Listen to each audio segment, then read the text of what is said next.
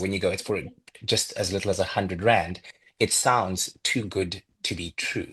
I mean, so, fractional ownership is a new concept to many, and obviously to your particular market as well. I mean, what are the biggest misconceptions people have about fractional ownership, and how is FracProp changing that narrative? I think in the first instance, it would be just the idea of fractional ownership. When people hear that, it is a term that might throw them off, and you go, what is that?"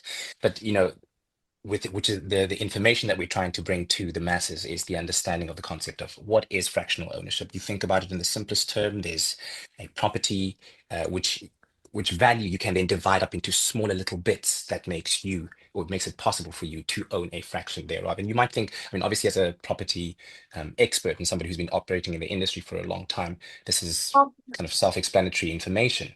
But for the masses out there, that's not necessarily the case. And one of the big misconception that goes with that as well is the value that you can then own within that small little piece. So when you go, it's for just as little as 100 Rand, it sounds too good to be true. But when you begin Mm, to understand how assets like big properties are put together by communities aligned on their goals, that then becomes a little bit more clearer to you. Another one of the misconceptions I think that people have is then uh, understanding what is the value that you can then extract from fractionalized ownership. Does it mean you get usage of the property? Does it mean that there's a financial return? If so, when does this financial return realize to you? And it's through this journey of sharing this information that I think we are debunking a lot of those myths.